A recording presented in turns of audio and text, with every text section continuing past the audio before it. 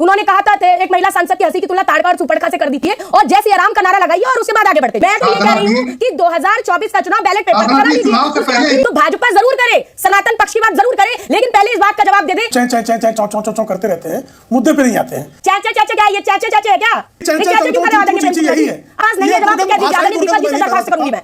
महिला सांसद को लाइए भारती जी, साधना भारती जी, साधना भारती जी।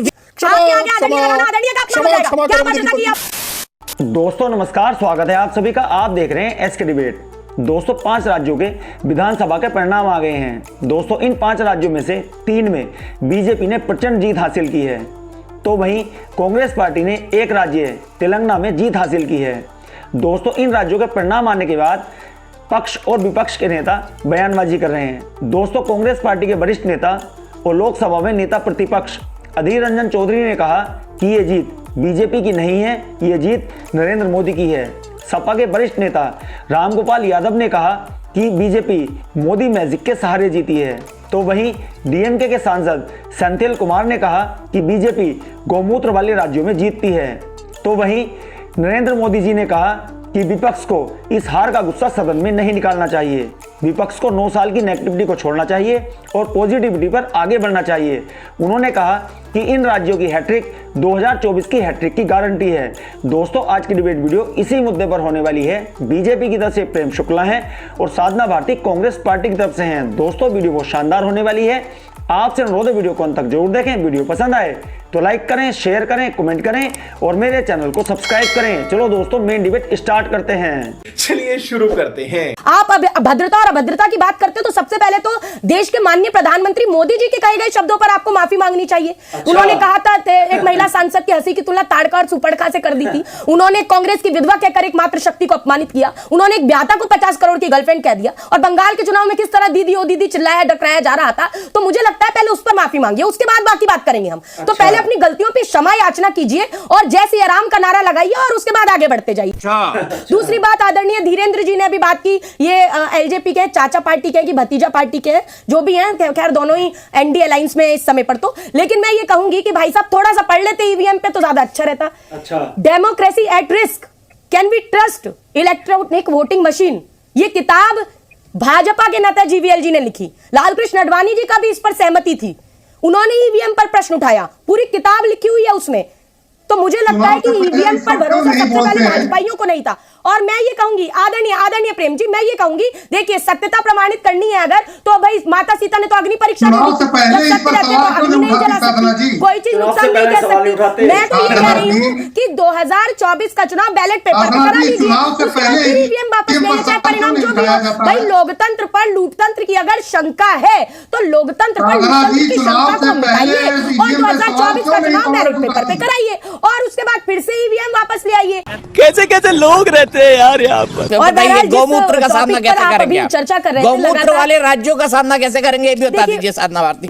तो हम तो पूरी धरती को अपना परिवार मानते हैं, तो मैं इस तरह की शब्दावली का प्रयोग नहीं करूंगी क्योंकि मुझे वो ठीक नहीं लगता। मैं स्पष्ट राहुल जी को भी लेकिन आप सामना कैसे करेंगे? राहुल जी को आप समझा ही नहीं रहे हैं बात। सुन तो लीजिए, मुझे गांधीवादी विचारधारा है, गॉडसेवादी गांधीवादी जोड़ने की बात करते हैं, राम राज्य स्थापित करना चाहते हैं और वो तोड़ने की बात नहीं करते, तोड़ने की बात करते हैं गॉडसेवादी, जिसके साथ भाजपा खड़ी है जो रावण राज्य लाना चाहते हैं। तो भाजपा जरूर करे, सनातन पक्ष की बात जरूर करे, लेकिन पहले इस बात का जवाब दे दे कि क्या आदरणीय प्रेम शुक्ला जी आज यहां से माफी मांगेंगे नरेश अग्रवाल जी के लिए, जिनको इन्होंने राज्यसभा भेजा था, जिन्होंने राम की तुलना रम से, सीता माता की तुलना शराब से की थी। क्या संजय निषाद जी से ठगबंधन तोड़ ही देंगे, कर देंगे बर्खास्त अपने उत्तर प्रदेश के मंत्रिमंडल से? क्योंकि संजय निषाद जी ने माता कौशल्या के सतीत्व पर प्रश्न उठाते हुए कहा था कि भगवान राम जी तो दशरथ के पुत्र ही नहीं है। क्या प्रेम शुक्ला जी मानते हैं कि भगवान राम जी दशरथ के पुत्र नहीं है? अगर नहीं मानते तो क्यों नहीं बर्खास्त करते? दूसरी बात, महेश शर्मा जी के लिए माफी मांगेगी जिन्होंने माता सीता का अस्तित्व संसद में नकारने का काम किया था। क्या कहेंगे किरण रिजिजू पे, क्या माफी मांगेंगे? उन्होंने कहा था भाई मैं खाता हूं गोमांस, रोक सको तो रोक लो।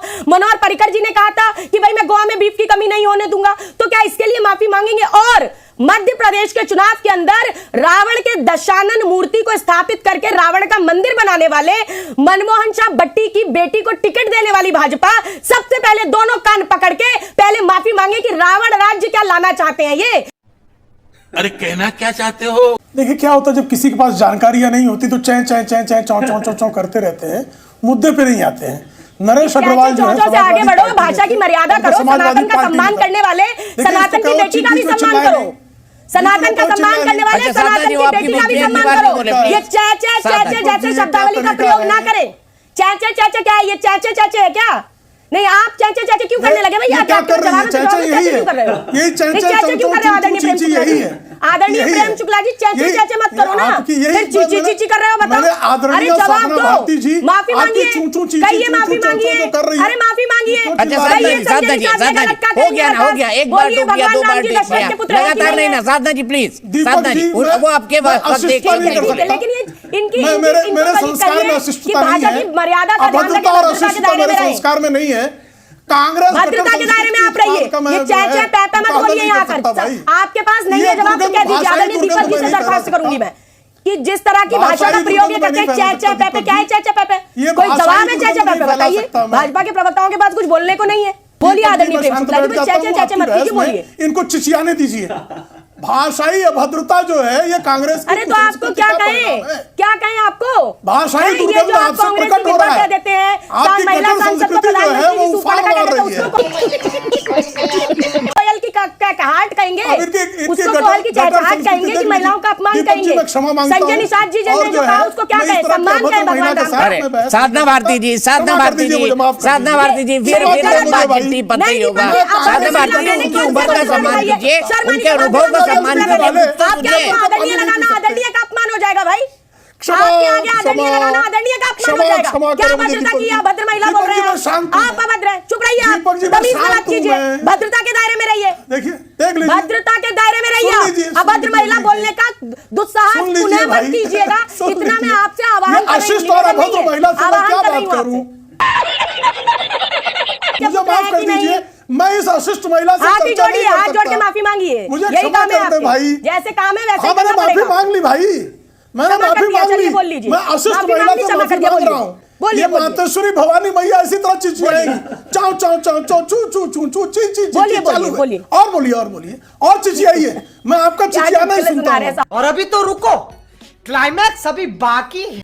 देखिए साउथ नॉर्थ डिवाइड में जब उसकी बात तो छोड़ ही दीजिए, डीएमके क्या कर रही है। आप ही ने स्वयं अभी दिखाया कि श्रीमान राहुल गांधी का मानना है कि दक्षिण के लोग जो हैं वो अधिक गंभीर होते हैं, उनका बौद्धिक चिंतन अधिक गंभीर है उत्तर भारत की तुलना में। तो श्रीमान राहुल गांधी ने कहा कि उत्तर प्रदेश के लोग कब तक जाकर महाराष्ट्र में भीख मांगेंगे।